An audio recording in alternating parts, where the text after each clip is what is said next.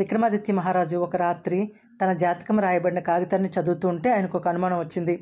నేను పుట్టినరోజే ప్రపంచంలో అనేక మంది పుట్టి ఉంటారు, కానీ వాళ్ళంతా రాజులు కాలేదు. నేనే రాజుని ఎందుకయ్యాను? ఈ గొప్ప స్థానం నాకే ఎందుకు దక్కింది?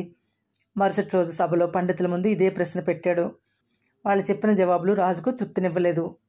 అప్పుడు ఒక వృద్ధ పండితుడు, రాజా, ఈ నగరానికి తూర్పున ఉన్న అడవిలో ఒక సన్యాసి ఉన్నాడు, ఆయనను కలవండి, జవాబు దొరుకుతుంది అన్నాడు. రాజు వెళ్ళాడు. అప్పుడు సన్యాసి బొగ్గు తింటున్నాడు.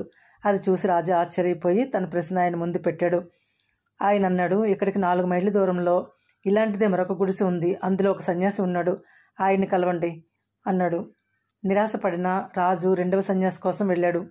రాజు ఆయన చూసినప్పుడు ఆ సన్యాసి మట్టి తింటున్నాడు. రాజు కాస్త ఇబ్బంది పడ్డాడు, కానీ తన ప్రశ్ననైతే అడిగాడు. కానీ ఆ సన్యాసి రాజు మీద కోపంతో గట్టిగా అరిచి ఇక్కడి నుంచి వెళ్ళిపో అని కసురుకున్నాడు. రాజుకు కోపం వచ్చిన సన్యాసి కాబట్టి ఆయన్ని ఏమీ అనలేదు. తిరిగి వెళుతుంటే సన్యాసి రాజుతో అన్నాడు, ఇదే దారిలో వెళ్తే ఒక గ్రామం వస్తుంది, అక్కడ ఒక బాలుడు చనిపోవడానికి సిద్ధంగా ఉంటాడు, వెంటనే అతను కలవండి అన్నాడు. రాజుకంతా గందరగోళంగా ఉంటుంది, అయినా అక్కడికి వెళ్తాడు. చనిపోవడానికి సిద్ధంగా ఉన్న ఆ అబ్బాయిని కలిసి తన ప్రశ్న అడిగాడు.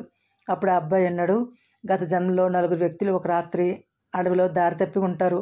ఆకలేస్తే వాళ్ళ దగ్గర ఉన్న రొట్టెలు తిందామని చెట్టు కింద ఆగి ఉంటారు. తినబోతుంటే అక్కడికి బాగా ఆకలేసి నీరసంగా ఉన్న ఒక ముసలి వ్యక్తి వచ్చి తనకు కొంచెం ఆహారం ఇమ్మని అడిగితే ఆ 4గురిలో మొదటివాడు కోపంతో, నీకు ఇస్తే నేను బొగ్గు తినాలా అని కొసురుకుంటాడు. 2వ వ్యక్తిని అడిగితే, నీకు రొట్టె ఇస్తే నేను మట్టి తినాల్సిందే అని వెటకారంగా అంటాడు. 3వ వాడు, రొట్టె తినకపోతే ఈ రాత్రికే చేస్తావా అని నీచంగా మాట్లాడాడు. కానీ 4వ వ్యక్తి మాత్రం, తాత, నువ్వు చాలా నీరసంగా ఉన్నావు, ఈ రొట్టె తిను అని తాను తినబోతున్న రొట్టెని ఇచ్చేశాడు. ఆ 4వ వ్యక్తివి నువ్వే రాజా అని అంటాడు. రాజు దిగ్భ్రాంతికి లోనయ్యాడు.